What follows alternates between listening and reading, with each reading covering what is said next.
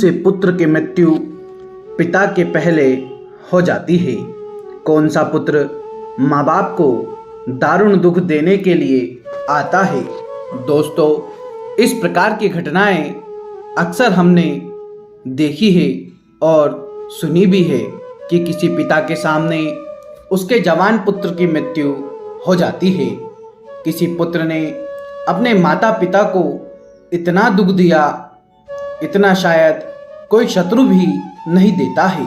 आखिर ऐसा क्यों होता है?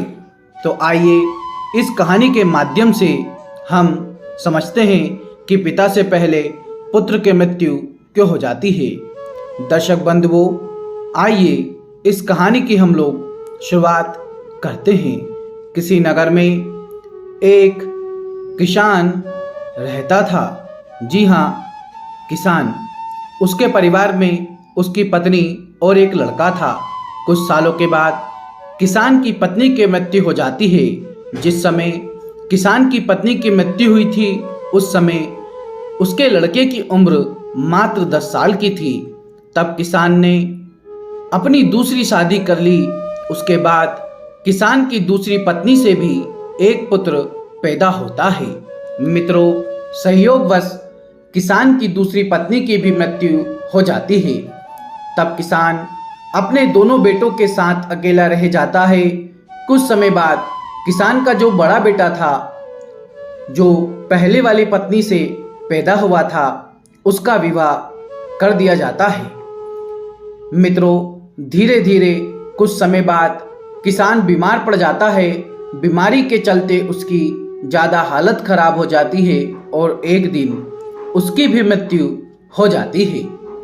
दर्शक बंधुओं, ध्यान रखना, किसान का जो छोटा बेटा था, जो उसकी दूसरी पत्नी से पैदा हुआ था, वह अपने सौतेले भाई के साथ रहने लगता है। बड़ा भाई अपने छोटे भाई को बड़े प्रेम से रखता था। धीरे धीरे समय गुजरता चला गया। एक दिन किसान का छोटा लड़का बीमार हो जाता है। तब उसकी ज़्यादा खराब हालत होने लगती है, तो बड़े भाई ने कुछ आसपास के वैद्य से उसका इलाज करवाया, परंतु उसे कोई राहत नहीं मिली। प्रिय दर्शक बंधुओं, ये कहानी बहुत ही अद्भुत है। जब बड़े भाई ने अपने छोटे भाई का कई वैद्य हकीम से उपचार कराया, परंतु उसकी हालत में कोई सुधार नहीं हुआ, तो छोटे भाई की दिन पर दिन तबीयत बिगड़ती जा रही थी। काफ़ी धन भी छोटे भाई के इलाज में खर्च हो चुका था। इलाज कराते कराते बड़ा भाई अब थक चुका था। एक दिन बड़े भाई ने अपनी पत्नी से सलाह की, यदि मेरा छोटा भाई जो सौतेली माँ से उत्पन्न हुआ है, अगर मर जाए तो हमें इसके इलाज के लिए पैसा खर्च नहीं करना पड़ेगा और जायदाद में भी आधा हिस्सा हमें इसे देना नहीं पड़ेगा। इसके हिस्से की सारी जमीन हमारी हो जाएगी।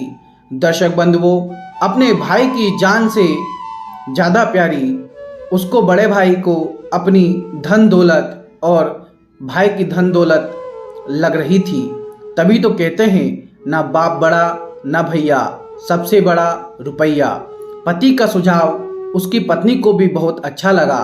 तब उसकी पत्नी कहती है, अजी, ऐसे हम इसे मार भी तो नहीं सकते। यदि इसे मार दिया तो लोग समझेंगे कि हमने लालच बस इसे मार डाला है। क्यों ना हम किसी वैद्य के माध्यम से इसको मरवा दे। वैद्य को लालच देकर दवाई के बदले इसको जहर खिला दे। इससे किसी को पता भी नहीं चलेगा और कोई रिश्तेदार भी हम पर शक नहीं करेगा। सब लोग कहेंगे कि यह बीमार था, इसलिए बीमारी से मृत्यु हो गई। बड़े भाई ने पत्नी की बात मान ली और मन में विचार करने लगा कि किसी से बात की जाए तो हमारा काम बन जाए। मित्रों, बड़े भाई ने ऐसा ही किया। उसे एक कोई निकट का घनिष्ठ वैद्य मिल जाता है। वह वैद्य पैसे का बड़ा लालची था। जब बड़े भाई ने उस वैद्य से बात की कि मुझे मेरे छोटे भाई को जहर देकर मरवाना है। दर्शक बंधुओं, वैद्य पहले तो थोड़ा हिचका। उसके बाद जब किसान के बड़े बेटे ने वैद्य को 1000 मुद्राओं का लालच दिया, तो वैद्य यह काम करने को राजी हो गया। मित्रों, उसका छोटा भाई बीमार तो रहता ही था, वह वेद उसका उपचार करने के बहाने उसे देखने के लिए आता है और उसका इलाज करने के बहाने उसे जहर देकर चला जाता है। जहर के प्रभाव से तत्काल उसकी मृत्यु हो जाती है। अपने छोटे भाई की मृत्यु पर वे दोनों पति पत्नी बहुत खुशी मनाते हैं। सोचने लगे अब तो रास्ते का कांटा निकल गया, इसके हिस्से की सारी जमीन जायदाद पर अब हमारा अधिकार हो गया। वे दोनों बहुत प्रसन्न होते हैं। और याद रखना मित्रों, जो खुशी दूसरे के दुख की बुनियाद पर होती है, जो धन दूसरे की हिंसा करके कमाया जाता है, वह धन कभी आपको सुख नहीं दे सकता। और जो लोग दुख देकर सुख पाने की कामना करने वाले होते हैं, याद रखें उनके जीवन में एक दिन महाभयानक दुख आता है। मित्रों, बुरा व्यक्ति हमेशा हमें शिक्षा देता है, चाहे वो परिवार में हो, चाहे वो बाहर हो। चलो मित्रों, तो आगे हम कहानी को बढ़ाते हैं। इस प्रकार बड़े भाई ने अपने छोटे भाई को मार डाला और उसकी सारी धन संपत्ति पर अपना अधिकार जमा लिया। किसी रिश्तेदार को भी इस बात का संदेह नहीं हुआ। रिश्तेदार तो यह सोच रहे थे कि यह कितना अच्छा भाई है, अपने सौतेले भाई का कितना उपचार कराया, कितनी देखभाल की, कितनी सेवा की, पर बेचारा उसे बचा नहीं सका। क्या करता, रोग ही ऐसा असाध्य था। बेचारे की मृत्यु हो गई। दुनिया वालों को क्या पता था कि वह मरा नहीं है, बल्कि उसे मारा है। बड़े भाई ने पूरे विधि विधान से उसका अंतिम संस्कार भी किया। धीरे धीरे समय निकलता चला गया। फिर आगे एक दिन उस किसान के बड़े लड़के की पत्नी को एक लड़का पैदा होता है। बेटे की खुशी में दोनों पति पत्नी बहुत प्रसन्न होते हैं। बड़ी धूमधाम से उस लड़के का जन्मदिन मनाया जाता है। पूरे नगर में मिठाई बांटी जाती है और बड़े ही लाड़ प्यार से अपने उस पुत्र का पालन पोषण करने में लग जाता है। कुछ वर्षों में वह लड़का जवान हो जाता है। उन्होंने अपने लड़के की एक सुंदर सी कन्या को देख करके शादी कर दी। बड़ी धूमधाम से किसान ने अपने बेटे का विवाह किया। बेटे की शादी में खूब धन खर्च किया। जब बेटे की बहू घर में आ जाती है, जब उसकी शादी हो गई, तो वह लड़का कुछ दिनों के बाद अचानक से बीमार रहने लगा। बाप ने उसके इलाज के लिए बहुत से वैद्यों को बुलाया, बड़े बड़े डॉक्टरों को बुलाया और उसका इलाज कराने लगे। जिसने जितना पैसा मांगा उसको उतना पैसा दिया गया। सब कुछ दिया ताकि लड़का ठीक हो जाए। अपने लड़के के इलाज में अपनी आधी संपत्ति तक बेच डाली, लड़का बीमारी से सही हो जाए। इसलिए कहते हैं दोस्तों, जिस पर जिसका जितना कर्जा होता है वो अवश्य चुकाना पड़ता है, चाहे कोई कैसे भी चुकाए। मित्रों, उस लड़के की दिन पर दिन तबीयत खराब होती चली जा रही थी। लड़का बीमारी के कारण मरने की कगार पर आ गया था। शरीर बहुत ज़्यादा कमज़ोर हो गया था। मात्र अस्थि पंजर शेष रह गए थे। लड़के को चारपाई पर लेटा रखा था और उसके पिता अपने कुछ रिश्तेदारों के साथ और अपनी पत्नी के साथ अपने पुत्र की दयनीय हालत देखकर दुखी होकर उसकी तरफ देख रहा था। अपने रिश्तेदारों से कह रहा था कि ये क्या हुआ, मेरा एकलौता पुत्र है, भगवान ने मुझे किस बात की सजा दी है। देखिए श्रोताओं, उसी समय वो लड़का बोल उठा, अपने पिता से बोला कि भाई, अपना हिसाब साफ हो गया, बस अब कफन और लकड़ी का हिसाब बाकी है, उसकी तैयारी कर लो।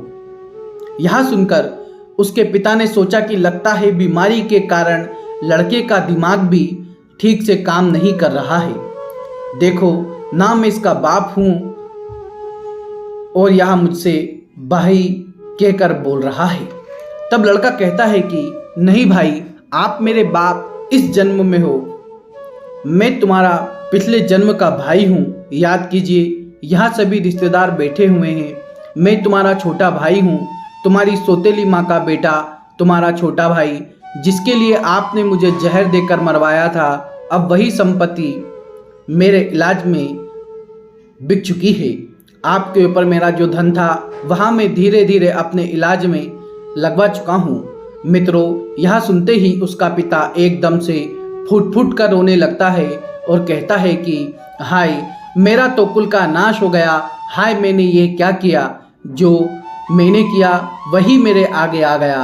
भाई, मुझे ये तो बता दो, मैंने जो किया था वह तो मुझे देखने को मिल गया, पर एक बात मेरे समझ में नहीं आती, इसमें तेरी पत्नी का क्या दोष है जो बेचारी तेरे साथ ब्याह कर आई है? यह तो निर्दोष है, अब इसको जिंदा जलाया जाएगा।